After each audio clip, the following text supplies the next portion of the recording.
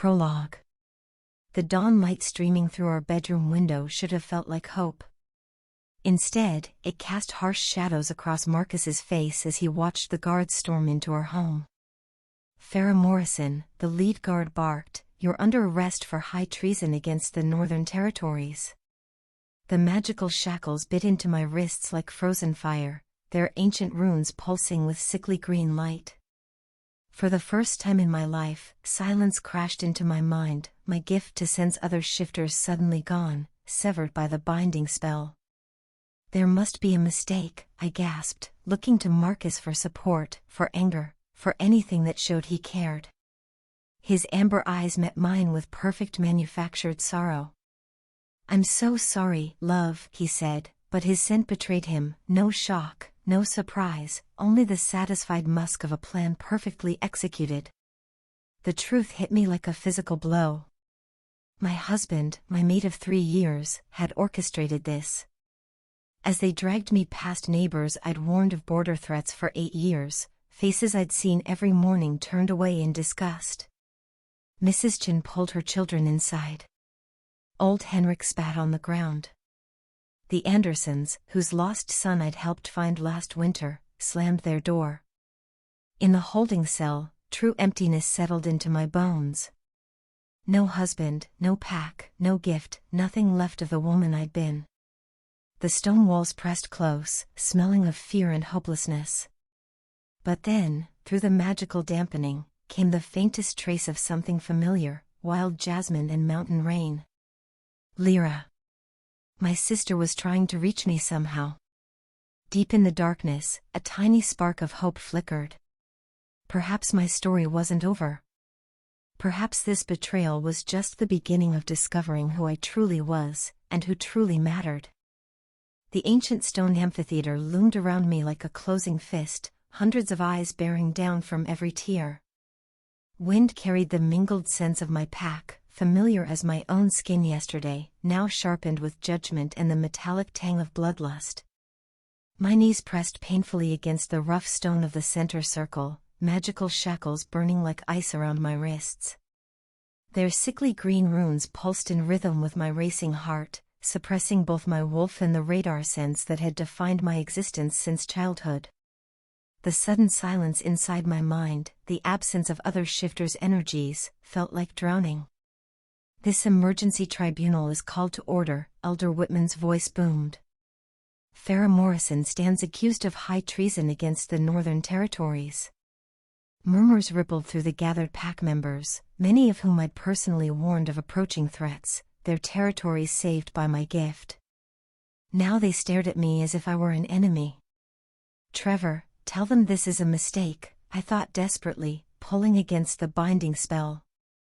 My mate, husband of 3 political years, stood on the prosecution platform opposite the council, his cedar and musk scent now tainted with something oily I couldn't quite identify. His face wore a perfect mask of solemn duty, betrayed only by the slight upward tilt at the corner of his mouth when our eyes met. "Honorable elders, esteemed pack members," Trevor began, "it pains me deeply to present evidence against my own mate, but my loyalty to our territory must come first."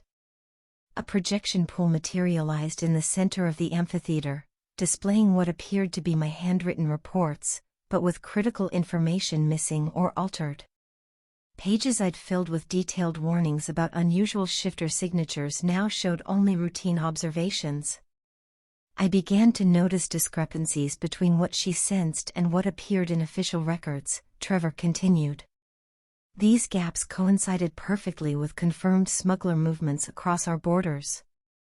From my position, I could see faces hardening throughout the amphitheater. Neighbors I'd greeted each morning for years now looked at me with disgust. "Farrah Morrison, how do you respond to these accusations?" Elder Whitman asked, loosening the binding on my throat. "Those aren't my original reports," I called out, the words scraping painfully. "Someone altered them. I documented every anomaly I sensed, just as I've done for 8 years. Check the archive crystals." "The archive crystals were found corrupted this morning," Trevor announced, producing a shattered crystal. Another unfortunate coincidence, perhaps?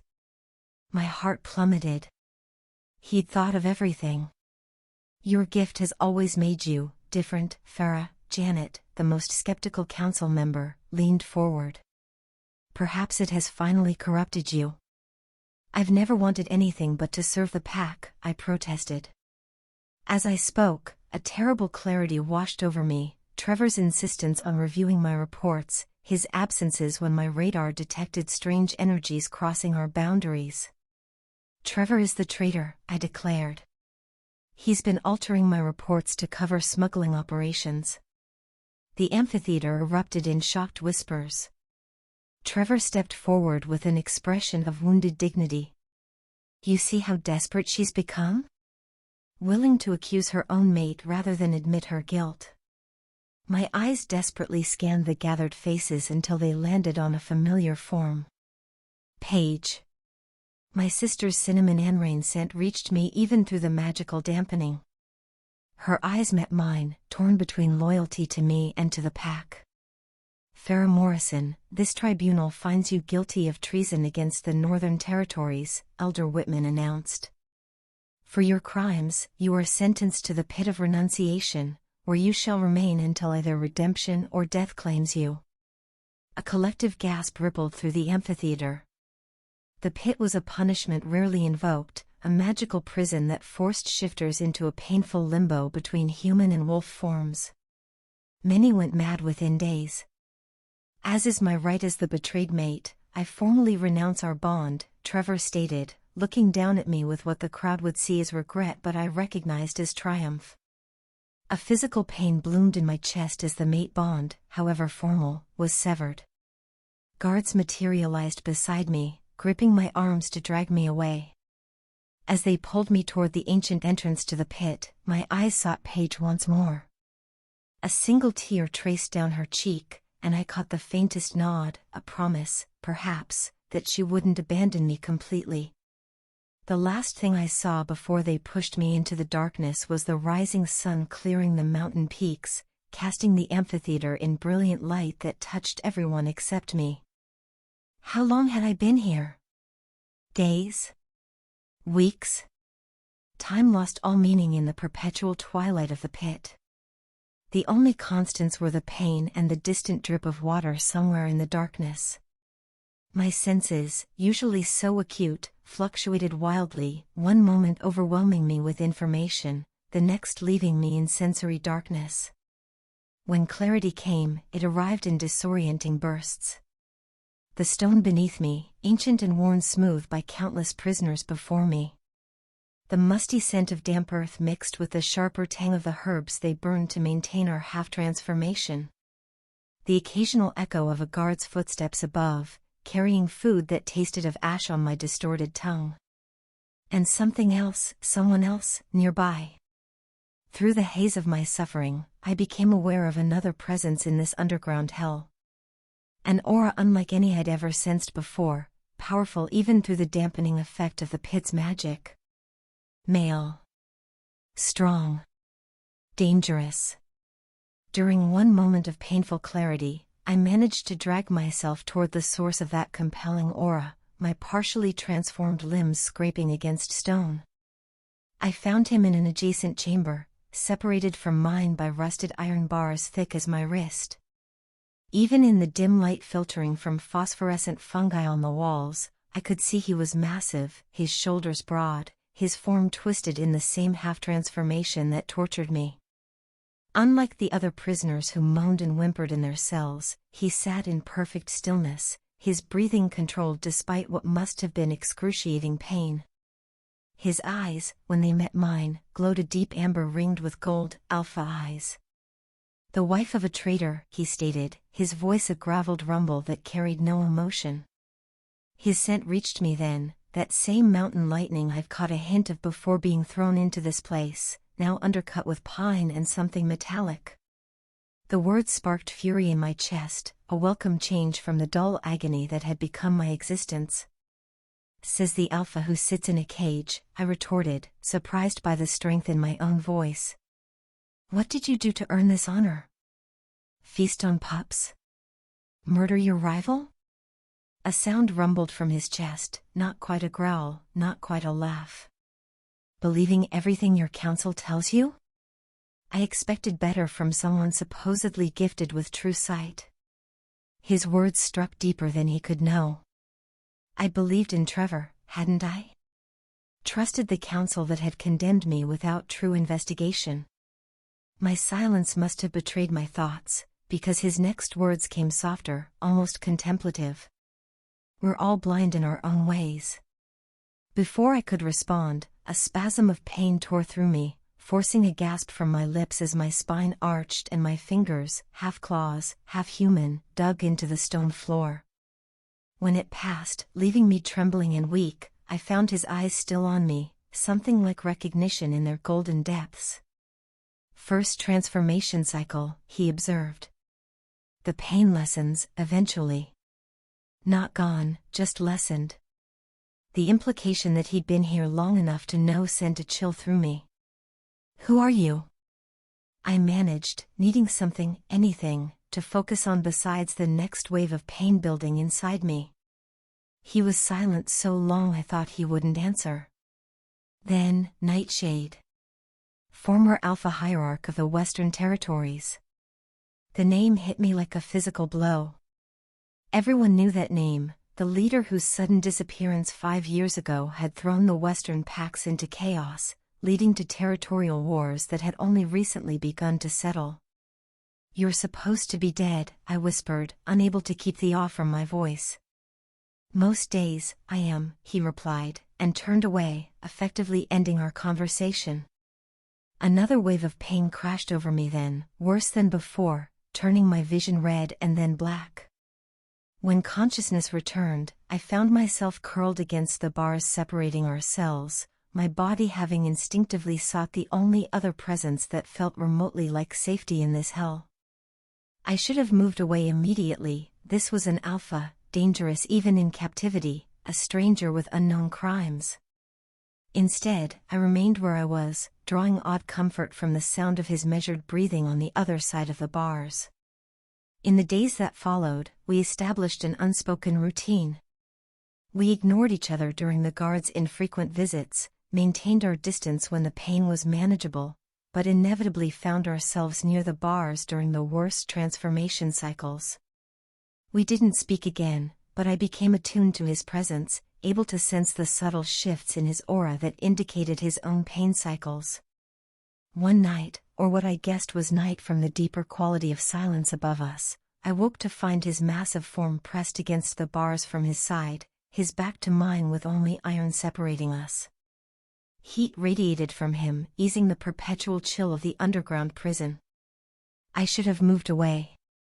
Instead, I found myself leaning back, matching my breathing to his, finding in that small connection the first moment of peace since my imprisonment. I felt his awareness of me, a slight tensing of his muscles, but he didn't move away either. We remained that way until dawn, two enemies finding momentary respite in each other's presence, saying nothing because there was nothing to say. We were both condemned, both suffering, both alone, except, perhaps, for these strange moments when we weren't. You're still controlling your breathing wrong, Gideon's voice broke through my haze of pain, his tone somewhere between irritation and reluctant concern. 3 weeks had passed since our first encounter, and while neither of us had sought friendship, a strange alliance had formed in our shared suffering.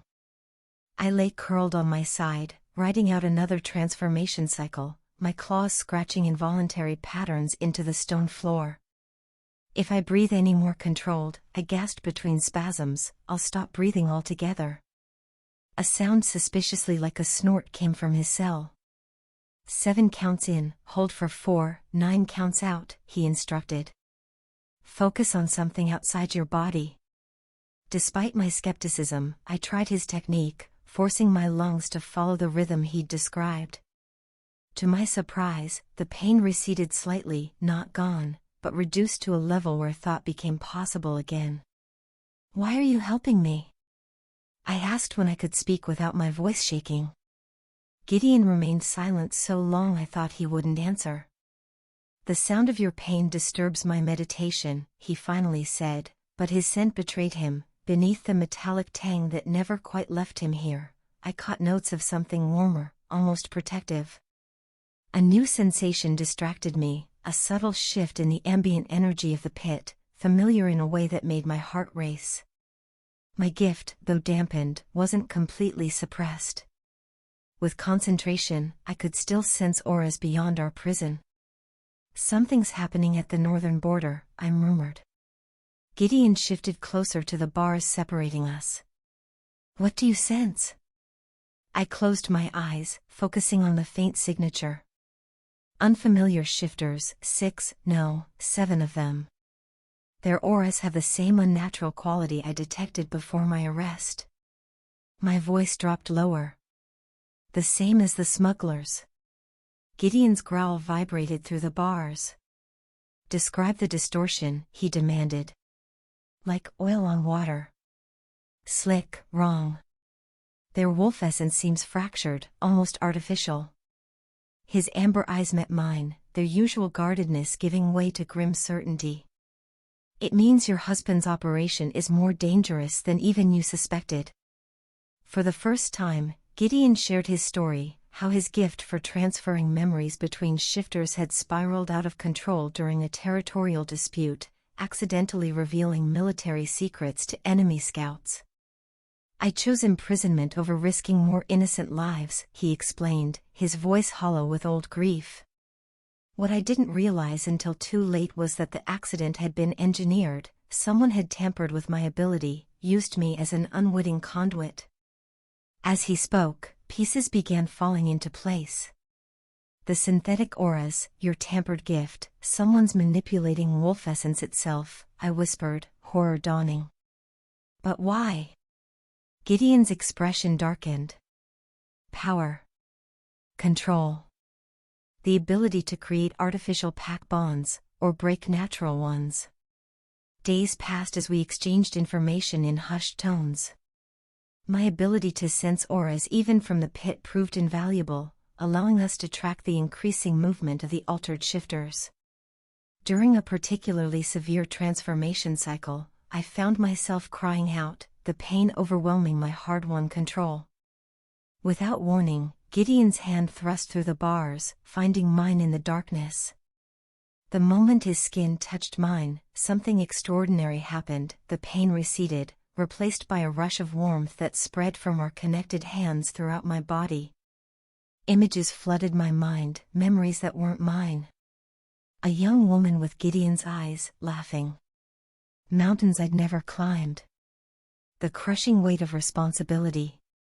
"You felt that," he said, wonder breaking through his usual stoicism. "Your gift. It's connecting with yours," I finished, equally astonished. This shouldn't be possible. Yet it was happening. Through our joined hands, I could sense how his ability to transfer memories was interacting with my gift for perception, creating something new, a bridge between our separate powers. When we finally broke contact, the absence left me strangely bereft, as if a part of myself had been torn away. That night, we spoke not of conspiracies or pain management, but of our lives before. I told him about growing up with my gift, how it had made me both valuable and isolated. "They never saw me," I admitted quietly. "Only what I could do for them." The warmth of his breath crossed the space between us.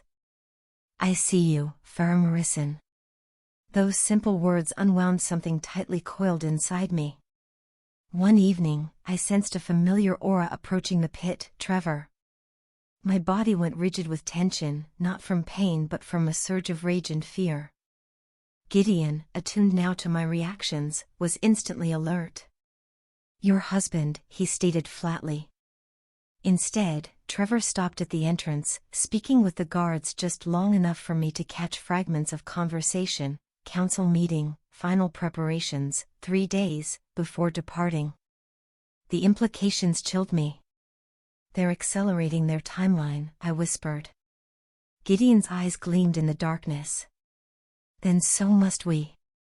That night, as pain drove us both against the bars that separated us, our hands found each other without hesitation.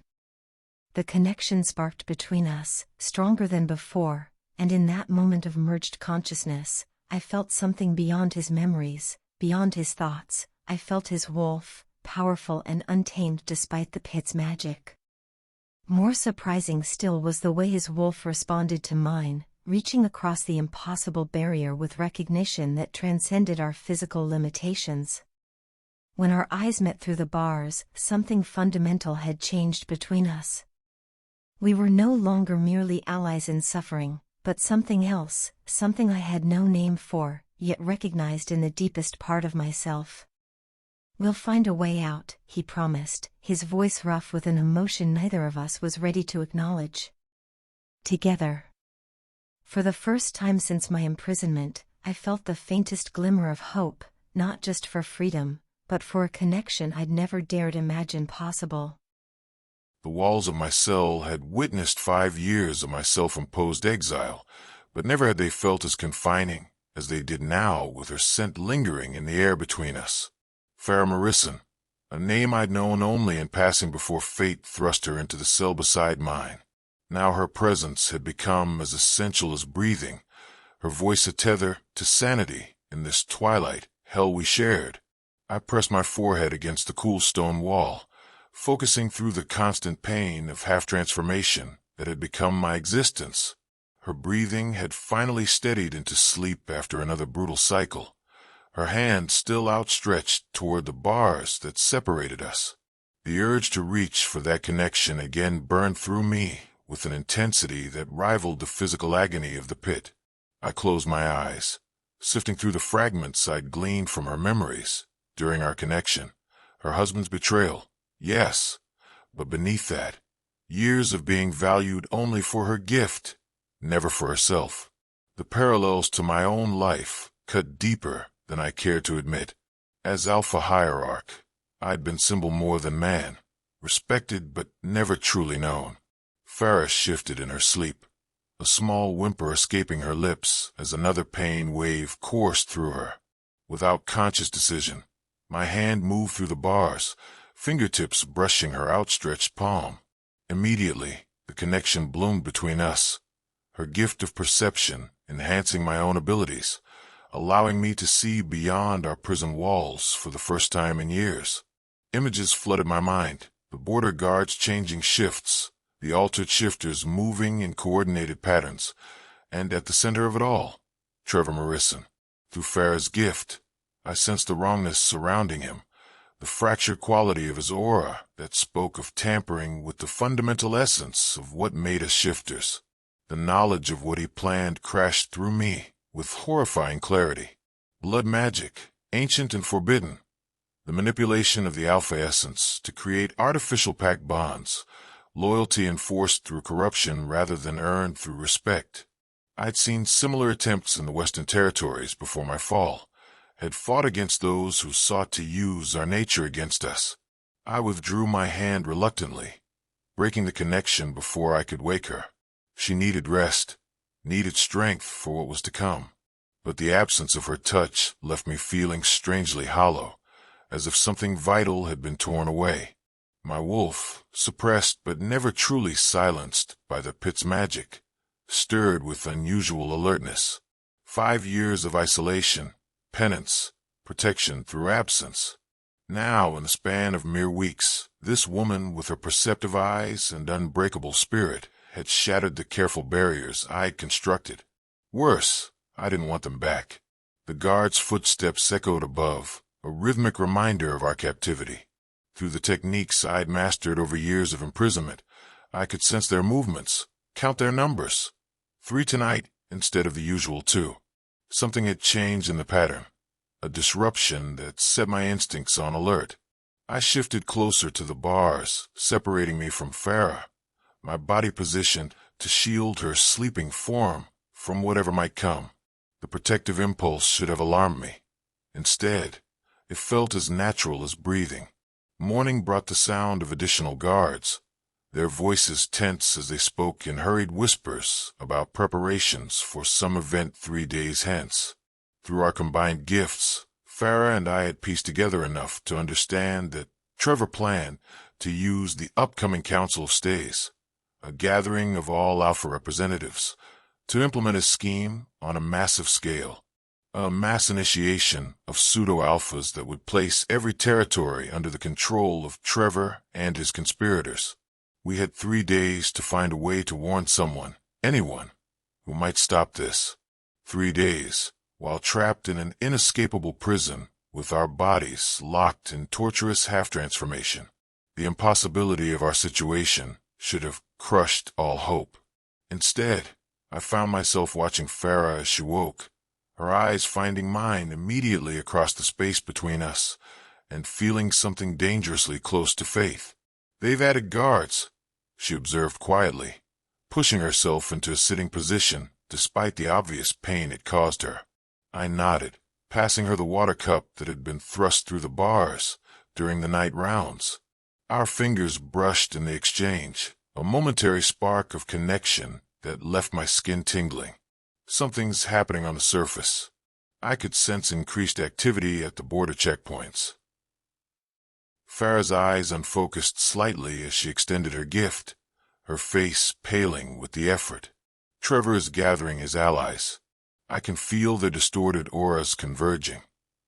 Her gaze sharpened, meeting mine with sudden intensity. "Gideon, I think I recognized one of them. A guard from Western Territories. Someone who would have been under your command before." I absorbed this information with grim resignation. My imprisonment wasn't just about my mistake. It was about removing opposition to their plan. The realization settled heavily between us. Farah reached through the bars, her hand finding mine with a certainty that spoke of how quickly this connection had become essential to us both. "Show me what you know about blood magic," she whispered. "If we're going to find a way to stop this, I need to understand what we're facing." I hesitated, the risk of sharing such dangerous knowledge warring with our desperate need for any advantage. But as her fingers intertwined with mine, trust won out over caution. Through our joined hands, I let the memories flow. Ancient texts describing the corruption of the Alpha essence, the creation of twisted pack bonds that enslaved rather than united. The horror in her eyes as she absorbed these images mirrored what I'd felt upon first discovering them years ago. "This is what Trevor has been smuggling," she whispered. "Not goods or weapons, but the means to enslave our kind." Her grip tightened on mine, determination replacing fear. "We need to reach someone outside before the council meets. My sister, Paige. She might listen, might help." I stared at the unbreakable bars, the rune-carved walls that had held me for 5 years. "First, we need to find a way to extend our connection beyond these walls." For the first time, I allowed myself to voice the dangerous hope that had been growing since our gifts first merged. Together, we might be strong enough to reach beyond the pit's barriers. As the words left my lips, I knew the risk they carried, not just of failure, but of success, because the deeper our connection grew, the more impossible it became to imagine severance, and that was a vulnerability neither of us could afford. The pain of perpetual half-transformation seemed almost secondary now to the strain of pushing our combined gifts beyond the pit's suppressive magic. "I can't," I gasped, sweat dripping from my brow despite the perpetual chill of our underground prison. "My head feels like it's about to split open." His amber eyes, glowing faintly in the dim phosphorescent light, softened almost imperceptibly. "One more try." I can feel the barrier weakening. 2 days had passed since we discovered the true nature of Trevor's conspiracy. 2 days of relentless effort to extend our awareness beyond the pit's walls, to reach someone, anyone, who might listen. With only hours remaining before the Council of Stays convened, desperation drove us past normal limits. I drew a shuddering breath and nodded, centering myself as Gideon had taught me. Our fingers interlaced, his large hand engulfing mine, the warmth of his skin a stark contrast to the cold stone surrounding us. The familiar rush of connection surged between us, his memories flowing into my consciousness as my perceptive abilities fed into his. With each attempt, the merging came easier, more complete. Where once there had been distinct boundaries between his mind and mine, now those edges blurred, creating something new and strangely harmonious. I pushed my awareness outward, using my gift to search for familiar auras beyond our prison. The runes carved into the pit's walls resisted, pushing back with nauseating force. Gideon's presence steadied me, his strength flowing into me through our joined hands. "Focus on something specific," he murmured, his voice somehow both outside and inside my head simultaneously. "Your sister, what does her aura feel like?" I pictured Paige, her quicksilver laugh, her fearless spirit. "Like summer rain and lightning," I whispered. "Unpredictable, bright." As the image crystallized in my mind, something shifted in our connection. Where before we'd been straining against the barrier, now we seemed to flow through it, our combined consciousness expanding beyond the confines of our physical bodies. The sensation was dizzying, exhilarating, terrifying. Suddenly, I could sense the guards above us, the forest surrounding the pit, the packlands beyond. And there, a flicker of familiar energy that made my heart leap. "Paige," I breathed. "I can feel her." Gideon's grip tightened on mine. "Guide me," he instructed, and I felt his ability reaching toward the signature I'd identified, his gift stretching to bridge the impossible distance. What happened next defied explanation. As our gifts merged more completely than ever before, a surge of power crackled between us like lightning striking dry timber. My vision went white, then black, then exploded into a kaleidoscope of sensory input as my consciousness separated partially from my body. I was simultaneously in my cell and elsewhere, seeing through eyes that weren't mine, Paige's eyes, I realized with shock. Through our unprecedented connection, Gideon had somehow projected our merged awareness directly into my sister's mind. The experience lasted only moments, a flash of images from Paige's perspective, a library, scrolls laid out before her, then a searing pain as the connection strained beyond its limits. I came back to myself with a violent jolt, my body convulsing as the link severed. Gideon caught me before I could slam backward into the stone floor, his arms reaching through the bars to cradle me against the barrier separating us. "Farah," he called, his voice distant through the ringing in my ears. "Come back. Focus on my voice." Gradually, the world steadied around me. I became aware of his arms supporting me, his scent enveloping me, mountain air and pine, now laced with concern so thick I could almost taste it. Something wet trailed down my face, and I realized distantly that my nose was bleeding. "What happened?" I managed, my voice a rough whisper. Gideon's expression was unlike any I'd seen on his face before, wonder mixed with concern, and something deeper that made my heart stutter in my chest. "We did it," he said softly. "We reached her." The realization of what we'd accomplished cut through my disorientation. Did she see what we showed her? Our combined knowledge of Trevor's plan, the blood magic, the impending coup, had any of it transferred through our momentary connection? Gideon nodded slowly, his eyes never leaving mine. I felt it take hold. Whether she'll understand or believe it. He didn't need to finish the thought. We'd done all we could. The rest depended on Paige now. As the surge of power faded, exhaustion crashed over me in devastating waves. My body, already weakened by weeks of partial transformation, had been pushed beyond sustainable limits. Darkness edged my vision, unconsciousness reaching for me with greedy hands. "Stay with me," Gideon urged, his voice uncharacteristically urgent. Through our still lingering connection, I felt his concern, not just for our mission, but for me specifically. Something fundamental had shifted between us during that moment of complete merger. Where before there had been careful alliance, now there was something deeper, more complex. "I'm not going anywhere," I assured him, trying to inject humor into my voice despite my deteriorating condition. "Pretty sure these bars make that impossible." His response was to pull me closer against the iron separating us, until my head rested against his chest, the steady rhythm of his heartbeat anchoring me to consciousness. "Rest," he said, one hand stroking gently through my tangled hair. "I'll keep watch." In the hazy space between wakefulness and sleep, with the comforting weight of his arms around me despite the bars between us, I became aware of another presence, my wolf, long suppressed by the pit's magic, stirring with unprecedented clarity. More surprising still was the way Gideon's wolf seemed to respond to mine, reaching across barriers both physical and mystical to offer comfort and connection. As unconsciousness finally claimed me, my last thought was that something impossible had happened, not just our reaching page, but the recognition between our most essential selves. Something that, according to everything I'd ever been taught, shouldn't exist between a disgraced alpha and a traitor's wife. Something that felt terrifyingly close to belonging.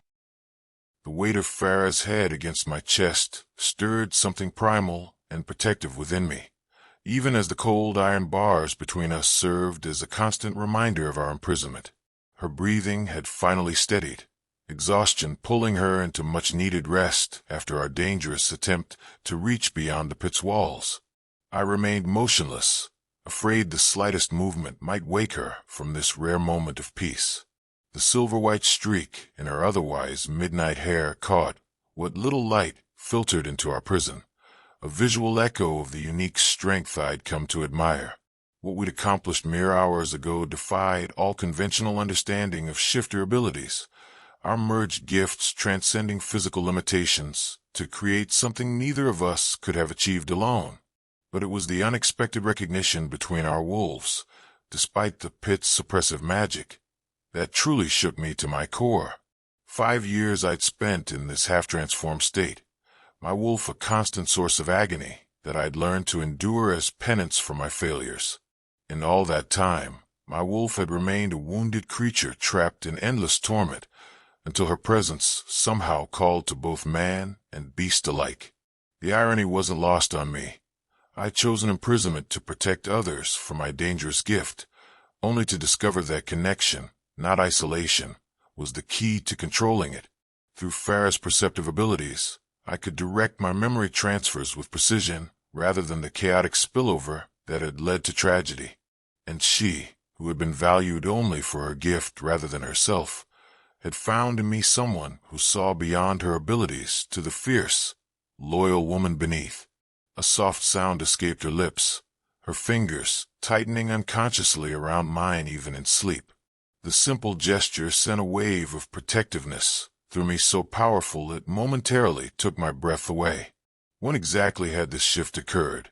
Was it during our first touch, when our gifts had connected with such unexpected intensity?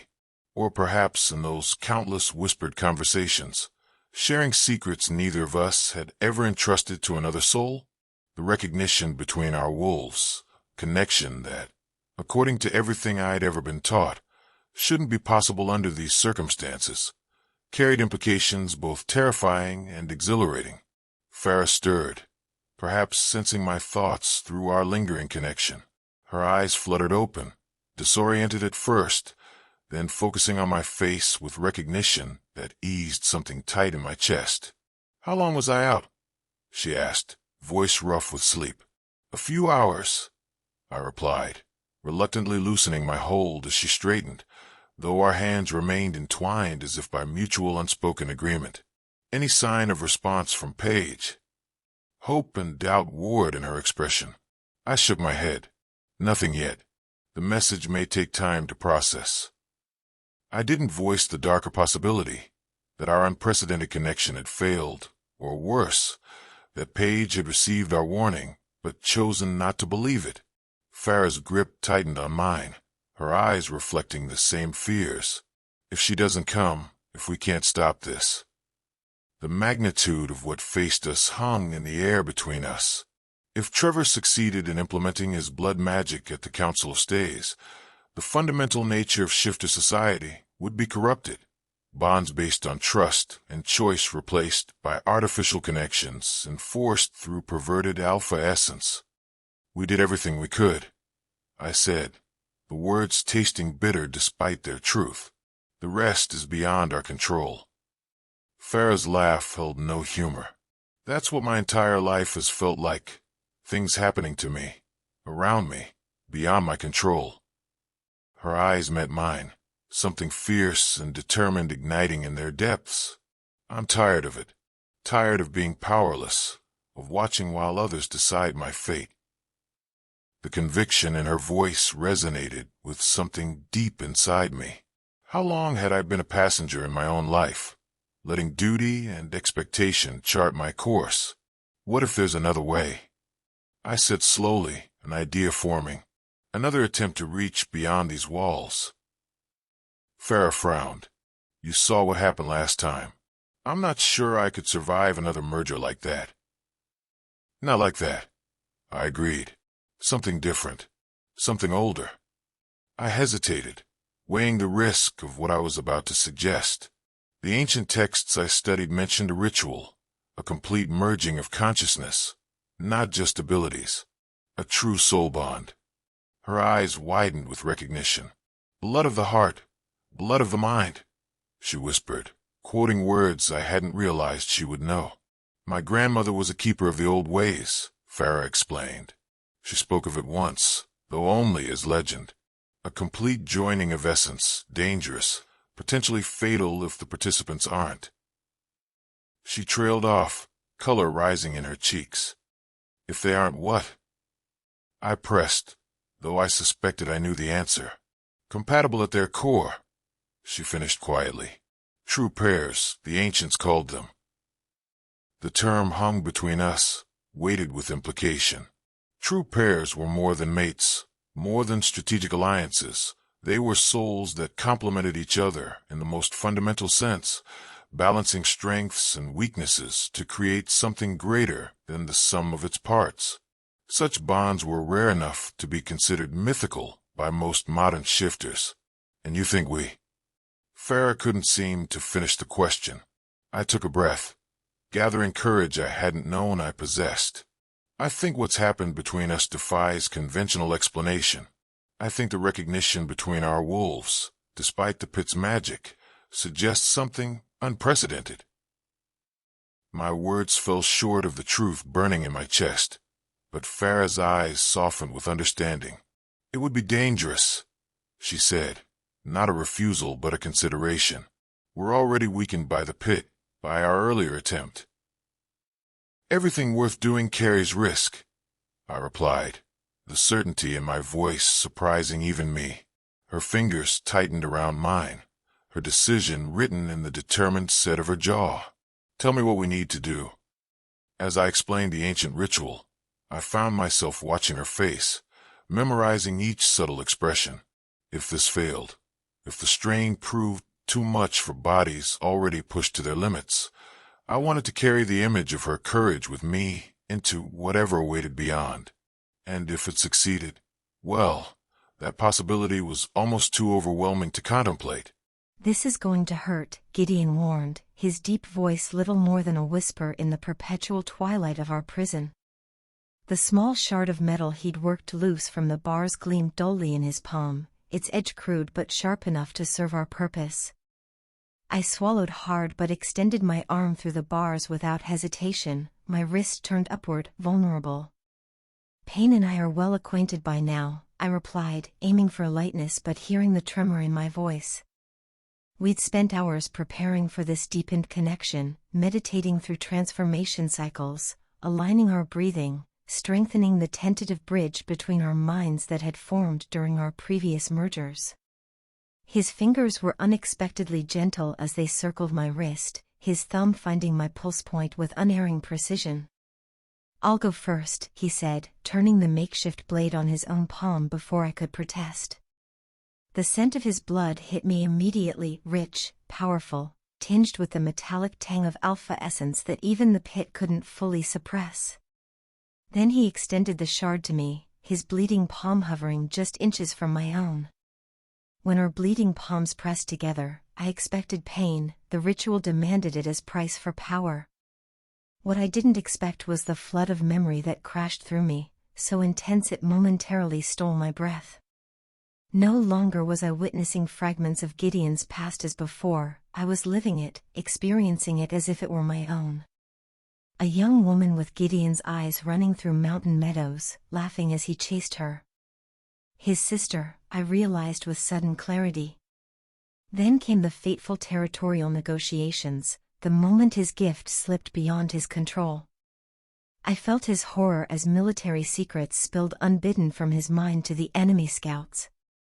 Worst of all came the aftermath, his sister's broken body, the light forever extinguished from eyes so like his own.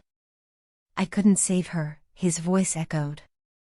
I was supposed to protect her, and instead I caused her death. Without thinking, I pushed back with my own memories, my childhood, lost in the woods for 3 days when I was barely 8 years old. The terror of darkness, the gnawing hunger, the certainty of death that no child should ever face. Then the moment my gift had awakened, born of desperation and survival instinct, suddenly able to sense every shifter within miles, following those signatures home like a lifeline. They called it a miracle, I shared, the memory bitter despite the sweetness of survival. But from that day forward, I wasn't their daughter or sister or friend anymore. I was the girl with the gift. The asset. The tool. Images flowed between us, my parents' faces, not with love but with calculation as they realized what my ability meant for the pack. Trevor's courtship, his clever words and gestures that had seemed like love but were merely acquisition.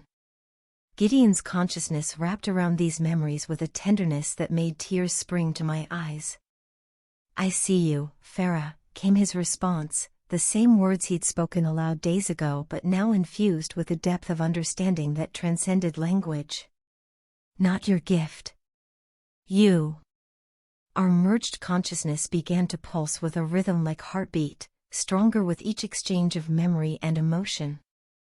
The pain of our shared wounds seemed to create channels between us, rivers of understanding that deepened with each passing moment. The pit's suppressive magic fought against our merging, ancient runes flaring with sickly green light as they sensed the power building between us. Pain lanced through me, through us, as the prison's defenses activated, trying to force our consciousness back into separate vessels. "Stay with me," Gideon's voice urged as I felt myself wavering under the assault. "Focus on our connection, not the pain." I clung to him in this strange in-between space, our joined hands the physical anchor to a spiritual merging unlike anything I'd imagined possible. As we pushed against the pit's barriers together, something unexpected happened. Our wolves, long suppressed by the prison's magic, surged forward with startling clarity. His wolf was magnificent, powerful, fierce, a leader born, but with an unexpected gentleness that mirrored the man himself. Through our connection, I felt his surprise and wonder as he perceived my wolf for the first time, smaller than his but quick, intuitive, resilient in ways that defied explanation. The recognition between them transcended our physical limitations, called to something ancient and primal that existed beyond our human understanding. In that moment of perfect alignment, the barriers of the pit seemed to thin, our merged consciousness expanding beyond the confines of our prison. I sensed the forest above us, the pack lands beyond, the distant gathering of alphas as the Council of Stays prepared to convene. And there, a flicker of familiar energy that made my heart leap with recognition and hope. "Paige," I breathed, focusing our shared awareness on my sister's distinctive aura.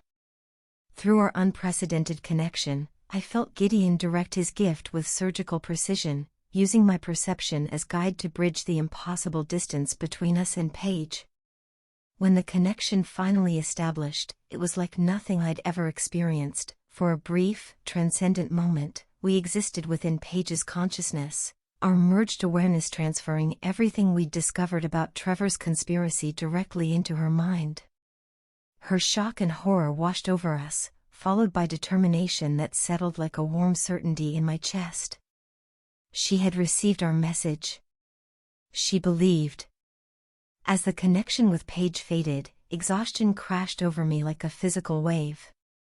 Our joined hands slipped apart, the blood between our palms already drying into a bond that went far deeper than skin. When I opened my eyes, Gideon was watching me with an expression I'd never seen on his face before, wonder mixed with something that looked dangerously like devotion. "What just happened between us?" he said softly, his voice rough with emotion. "The ancients had a name for it." I nodded, my throat too tight for words. The term hung unspoken between us: true pair, souls matched at their most fundamental level, a connection so rare it had passed into legend. "Whatever happens tomorrow," Gideon whispered, his fingers still entwined with mine despite the bars between us, "know that you've given me something I never thought to find in this lifetime." "And you've shown me what it means to be seen," I replied, my voice breaking on the words. "Truly seen, for the first time in my life."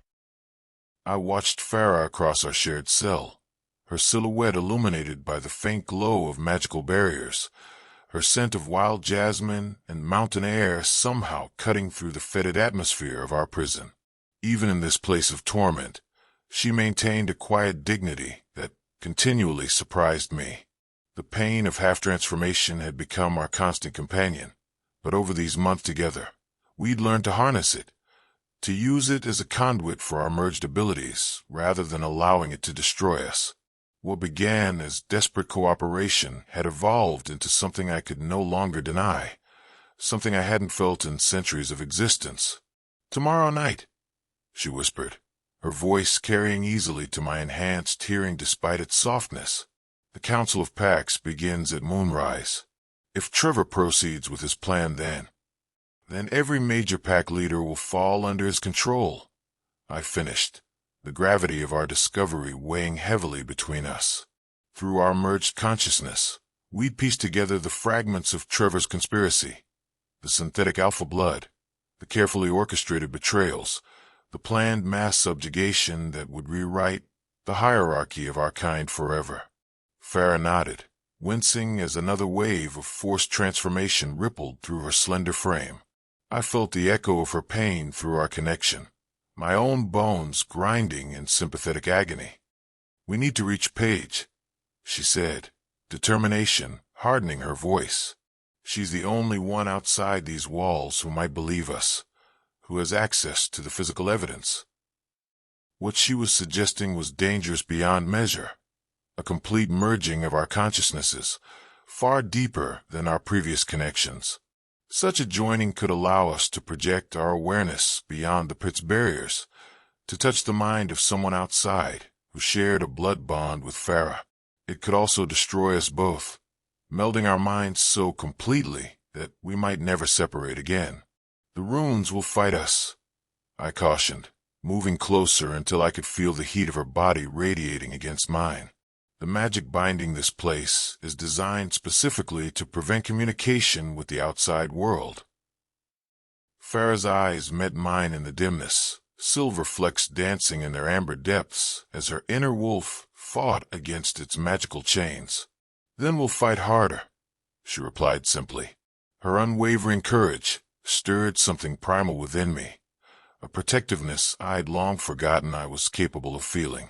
My wolf, eternally trapped in partial emergence, howled in agreement.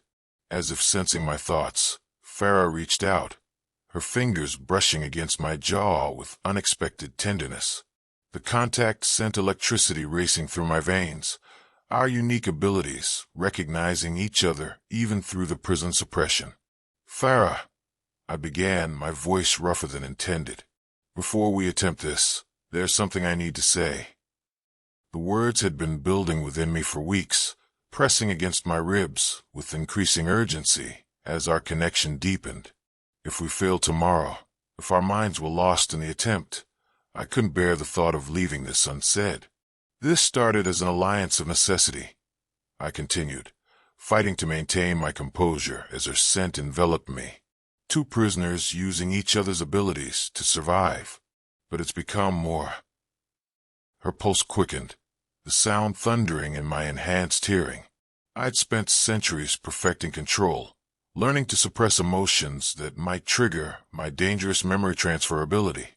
Now, with this woman, All that careful restraint was crumbling like sand castles against the tide. "Whatever happens tomorrow?" I whispered, allowing my hand to mirror hers, fingertips tracing the delicate curve of her cheekbone. "Know this. You are not a tool. You are the most real miracle I've ever encountered." The admission hung between us, raw and vulnerable in a way I hadn't allowed myself to be since my sister's death. Farah's breath caught, a small sound that seemed to fill our entire world. "All my life," she responded, her voice barely audible. "I've been valued for what I could do, never for who I am. My gift made me useful to the pack, a strategic asset to be married off to strengthen our borders." Her eyes glistened with unshed tears. "Until you."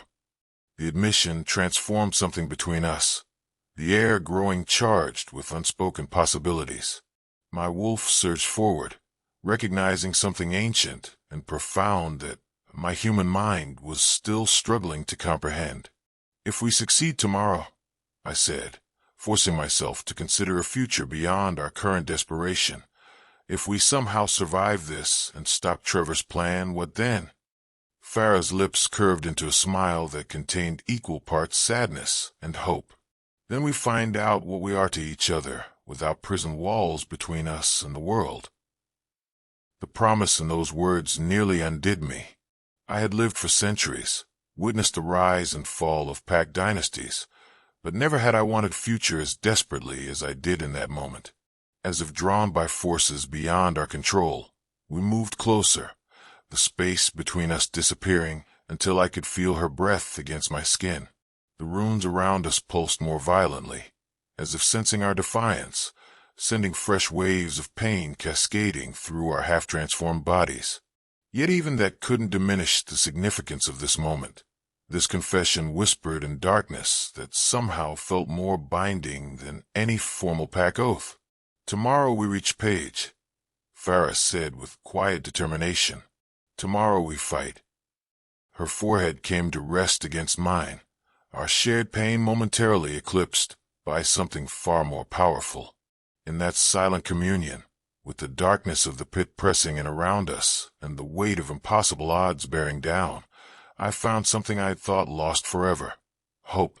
Not just for the world beyond these walls, but for myself, for us. The synthetic alpha blood conspiracy suddenly seemed secondary to the revolution happening in my own heart, a heart I'd believed long since hardened beyond redemption. Fear coiled through my stomach as I sat cross-legged across from Gideon, our knees touching in the narrow confines of our cell. Tonight would either save us or destroy us completely.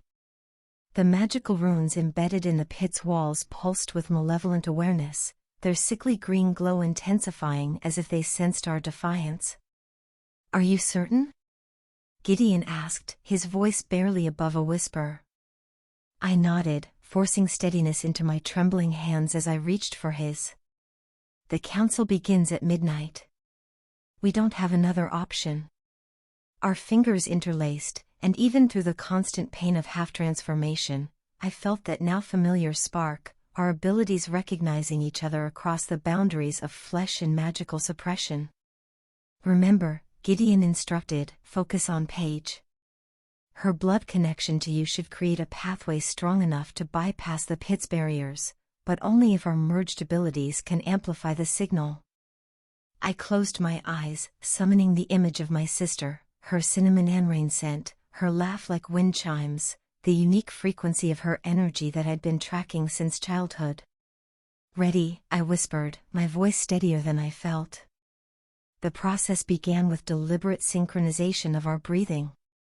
Inhale together, exhale together, until the rhythm of our lungs matched the rhythm of our hearts. Then came the conscious lowering of mental barriers, the walls we'd built over lifetimes of isolation beginning to dissolve like mist under morning sun. The initial connection was familiar now, my radar sense extending toward Gideon's memory pathways, his ability reaching back toward mine, creating a feedback loop of escalating power. But where we'd always stopped before, tonight we pushed further. The moment we crossed that threshold, pain exploded behind my eyes, white-hot and all-consuming. The pit's magic fought against us viciously, the runes flaring to near blinding intensity as they struggled to contain what they were designed to prevent. A scream built in my throat, but no sound emerged. We had moved beyond physical expression. Gideon's consciousness wrapped around mine, no longer separate but intertwining, becoming something greater than either of us individually. Memories rushed between us in a torrent too powerful to control, hundreds of years of his existence flooding into me while my comparatively brief life poured into him. I saw through his eyes as civilizations rose and fell, felt the weight of immortality pressing down upon him, experienced the crushing guilt when his memory transfer ability first manifested catastrophically. In turn, he lived my childhood fears, my growing isolation as my radar abilities marked me as different, the cold political calculation of my marriage to Trevor. Nothing remained hidden. Every shame, every secret hope, every private pain laid bare between us. Yet instead of rejection, I felt only acceptance, complete and unconditional. Through the agony of merging, something beautiful blossomed, understanding beyond words, connection beyond flesh. With our merged consciousness, we extended outward, seeking the familiar energy signature that was Paige. The barriers of the pit fought us, attempting to push us back, but our combined abilities proved stronger. Like water finding cracks in stone, we seeped through the magical defenses until suddenly, we were free, our awareness expanding beyond the physical confines of our prison. The world outside was a chaos of sensory information, thousands of shifter energies flickering like stars in my radar sense, each one distinct, each one carrying memories that Gideon's ability could access. We filtered through them desperately, searching for the unique pattern that was my sister. There, a familiar constellation among the stars. Paige. Her consciousness brushed against our merged minds, startled and fearful at first, then cautiously receptive. We shared visions, the synthetic alpha blood, the altered reports, the planned mass initiation at the council, the locations of physical evidence that could expose the conspiracy. Her shock rippled back to us, followed by determination that felt so familiar it ached. A promise formed between us, wordless but binding, she would act on our behalf in the world beyond. The connection began to strain then, the pit's magic clawing at us, pulling us back toward our physical forms. As our awareness retreated, something unexpected happened. Gideon and I remained merged for a moment longer than necessary, our essences exploring each other without the urgency of our mission. In that private communion, I felt him recognize what I was only just beginning to understand myself: we were true mates. Not the political arrangement I'd had with Trevor, but the rare, sacred bond that transcended physical attraction, that resonated at the level of soul. The ancient wolves had called it spirit twinning, the finding of one's perfect complement. When we finally separated, crashing back into our individual bodies, the cell around us was in chaos. The runes glowed white-hot, spitting sparks as the magical bindings struggled to reassert control over what we'd become. Blood trickled from my nose, from Gideon's ears, the physical cost of our defiance evident in our trembling limbs and labored breathing. But his eyes, those ancient eyes that had witnessed centuries of suffering, now held something I never expected to see: wonder. "You saw," I whispered, my voice raw. "It wasn't a question." "I felt," he corrected gently, reaching out to brush away the blood from my face. "We are true mates," I finished, the truth of it settling into my bones with undeniable certainty. Even as the pit's magic punished us for our rebellion, something fundamental had changed. We had seen each other completely, every darkness, every light, and chosen each other anyway. Exhaustion claimed us then, our bodies unable to sustain consciousness after such extreme magical exertion. As darkness closed in, I felt Gideon's hand find mine once more, a silent promise that whatever came next, we would face it together. Our last conscious thought was of Paige, racing against time to gather evidence, to convince the elders, to stop Trevor's plan before it was too late. As we surrendered to unconsciousness, the certainty of what we'd discovered provided strange comfort. We were meant to find each other, even here in this place of torment. The sound of stone grinding against stone jolted me from unconsciousness. My body felt like a battlefield, every muscle screaming in protest as I forced my eyes open. Beside me, Gideon was already alert, positioning himself between me and the cell door. "Someone's coming," he whispered, his voice hoarse. Many someones. He was right. Even through the dampening effect of the magical shackles, my radar sense detected multiple energy signatures approaching rapidly. But there was something else, a familiar pattern that made my heart skip a beat. "Paige," I breathed, hope and fear warring within me. "She's with them." The ancient door to the pit shuddered, dust raining down from the ceiling as magical seals thousands of years old began to break one by one. The runes embedded in our cell walls flickered erratically, their sickly green glow pulsing like a dying heartbeat. "They're breaking the containment spells," Gideon murmured, disbelief coloring his words. The final seal broke with a sound like thunder, and light, real, natural light, flooded the corridor outside our cell. Elder Whitman stood at the forefront, his ancient face grave beneath his silver hair. Beside him, Paige's familiar form made my throat tighten with emotion. "Farrah Morrison," the elder intoned formally. "Gideon Draven. By unanimous decision of the Pack Council, you are hereby released from the Pit of Renunciation." The magical bars dissipated like smoke, leaving nothing between us and freedom. I couldn't move, couldn't process what was happening. "The evidence your sister presented was irrefutable," Elder Whitman continued. "Trevor's treachery has been exposed. The synthetic alpha blood, the altered reports, all of it." Paige stepped forward, her cinnamon and rain scent washing over me like a balm. "Your message reached me," she said, voice thick with emotion. "I found everything exactly where you showed me." She reached for my hand, hesitating just shy of contact. I closed the distance, gripping her fingers tightly, anchoring myself to this moment. "We have to move quickly," Elder Whitman interrupted. "The Council of Packs has already convened.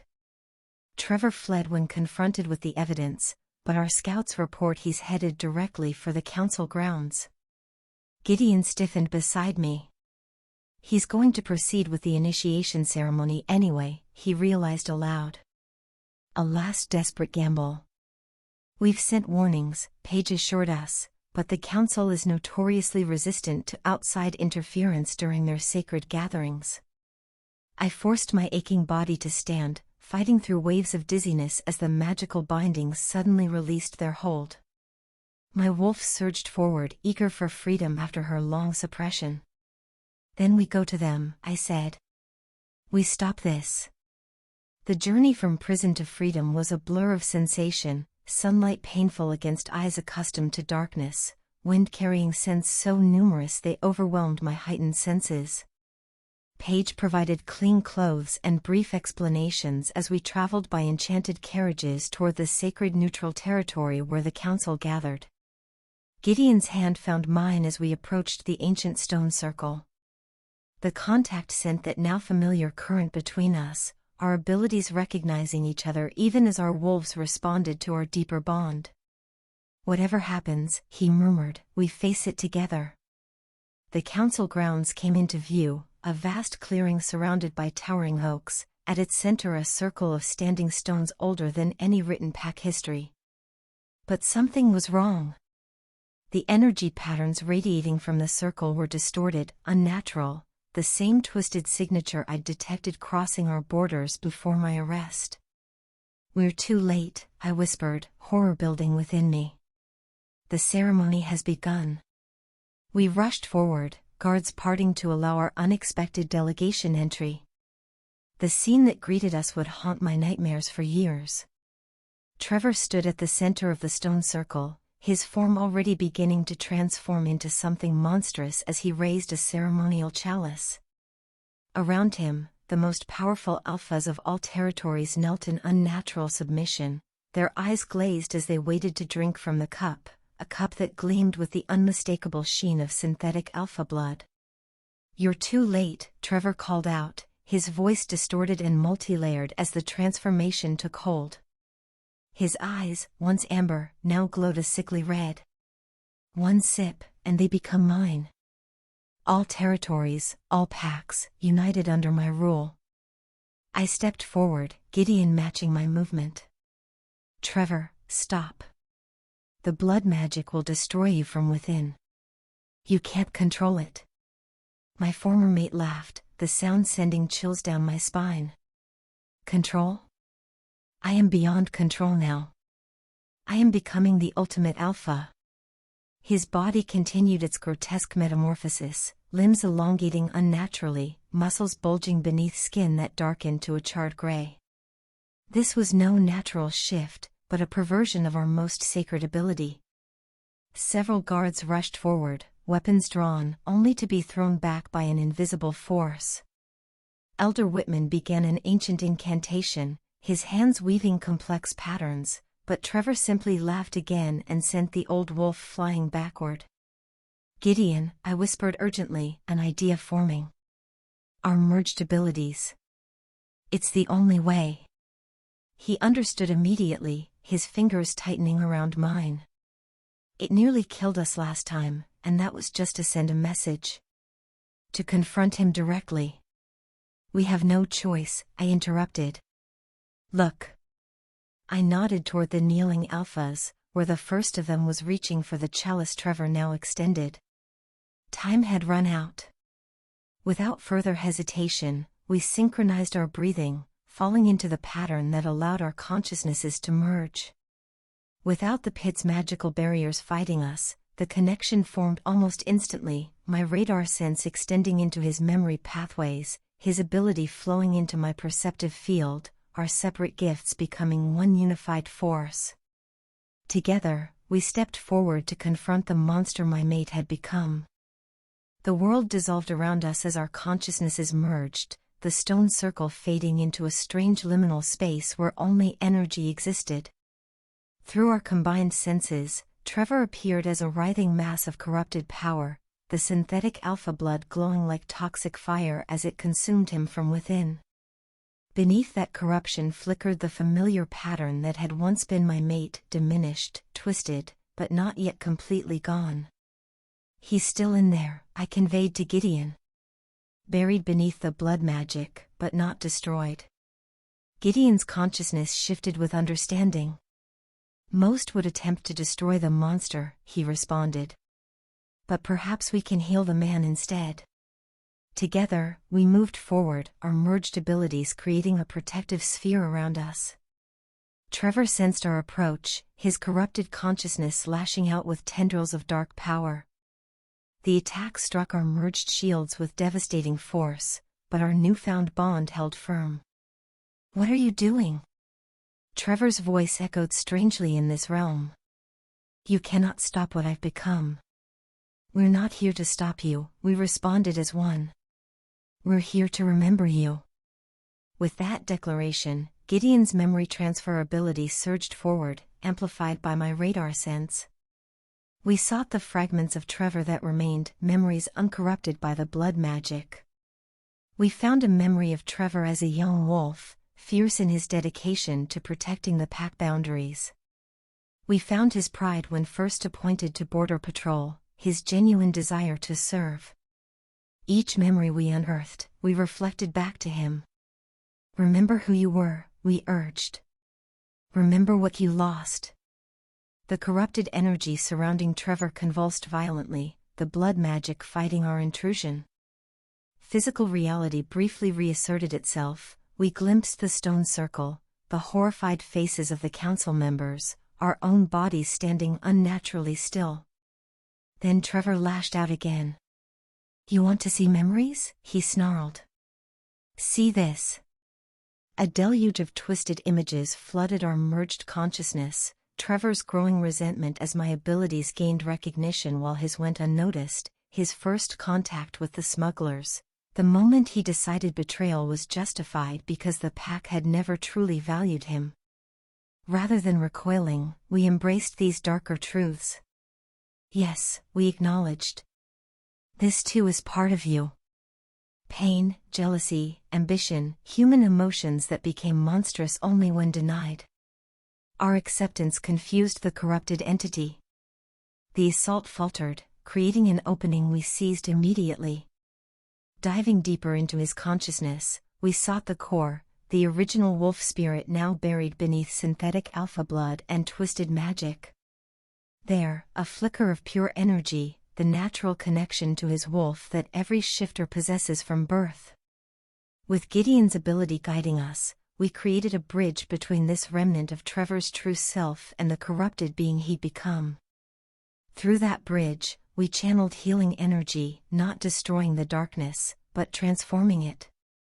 The process was agonizing.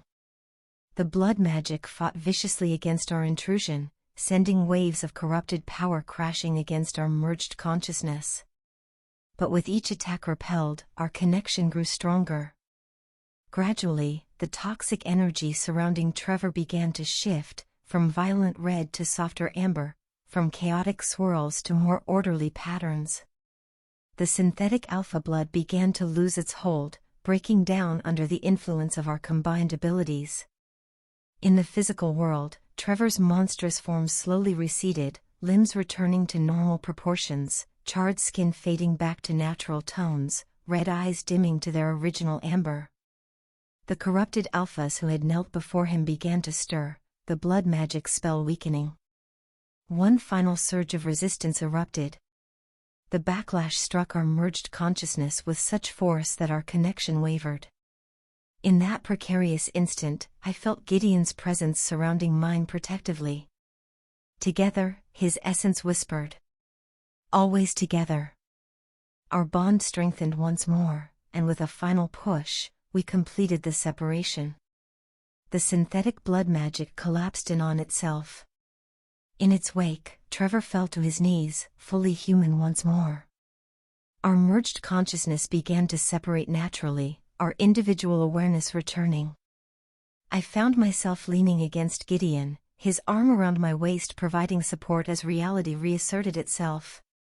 The council grounds were in chaos, alphas recovering from their near enslavement, guards rushing to secure the area, elders conferring in urgent whispers.